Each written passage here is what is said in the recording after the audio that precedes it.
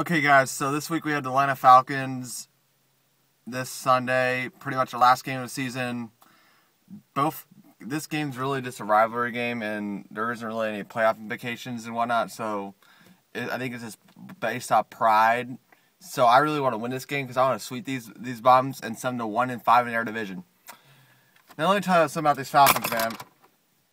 So yeah, as y'all know, they beat the Carolina Panthers last week, and they started doing that dabbing thing where their owner dabbed, their players dabbed. It's like, dude, y'all aren't even going to the playoffs now and you're dabbing. It's like, I understand that's your Super Bowl because that's what losers do. Losers celebrate regular season wins over... I mean, they were celebrating, hugging, and all these owners were. I mean, it's like, dude, calm down. I remember it was so fun. I was watching the game.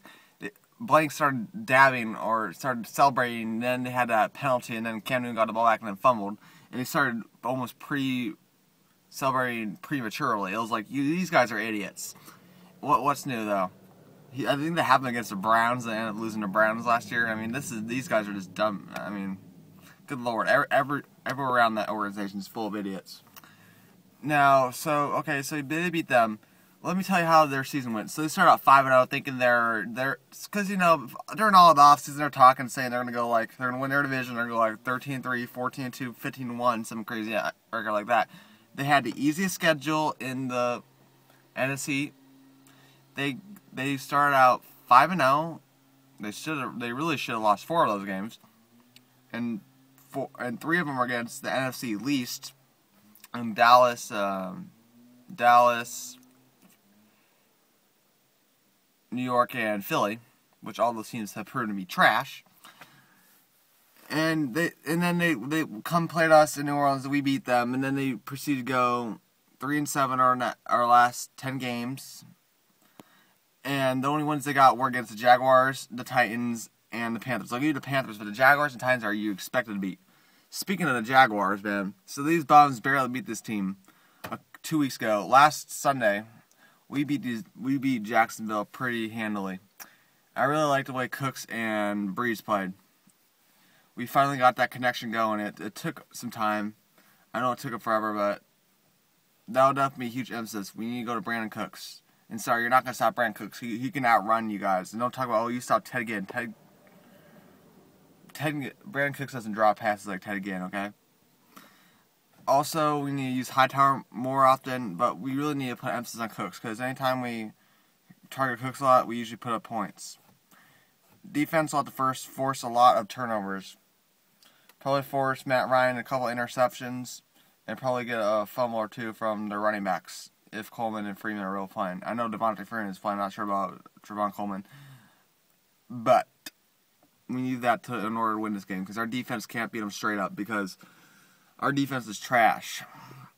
We have our moments, but when the game's on the line, yeah, just make sure the game is on the line, because I don't know, man. Unless Matt Ryan chokes, because Matt Ryan is very, very, very susceptible to throwing a pick or fumbling the ball in a pressure situation. They call him Matty Ice. Like, what has he done? Like, what has Atlanta done? Like, they made an NFC Championship game. What have they done since then, really? What have they done? Talking about how they're going to do this. They're not even going to make the playoffs, so I don't know why they think this guy's so good. He's maybe, I would say, average quarterback, not a franchise quarterback. I can tell you that right now. He's not a franchise quarterback. I mean, talking about the last 3 years, this is going to be the 3rd straight you guys missed the playoffs. I mean, Jesus. So that's all I got to say about that. Drew, don't play hero ball. Just limit your mistakes. Don't try to, like, throw a right in between 2 defenders. Just try to find an open man, okay? We can utilize Snead and whatnot. Speaking of your defense for a second, I'm gonna go back to your defense. The win against you guys had against Carolina, Vic Beasley finally showed up. So it took him to game 15 to finally play to its potential. You finally, that pick you guys are bragging about. They said, oh, Vic Beasley is the best player in the draft. Got the steal. It took him to game 15 to get it together, man. That's all I gotta say about that. That's the first time I've seen him show up. So I guess you guys should be happy about that. It took him long enough. My Lord, our guys showed up way before that. Stephon Anthony showed up against you guys in the first game we played, y'all. So this will be ready to get dropped to 1-5 in the South. And all that playoff talk, it's hilarious because you're gonna be, I think, the first 5-0 team to miss the playoffs. I mean, damn. I mean, you can't make this stuff up, Atlanta. You can't. I bet you thought you were gonna make the playoffs after you beat the. And then some of y'all are saying, "Oh, it's good. There's a bright future in 2016." Just because you beat the Panthers, you know how hard it is to go undefeated. Just because you beat them doesn't mean you're gonna have a bright future, dude. Who do you have besides Julio Jones I need to be worried about on your wide receiver? Ronnie White, that guy's a trash can now. Maybe 4 years ago, not now.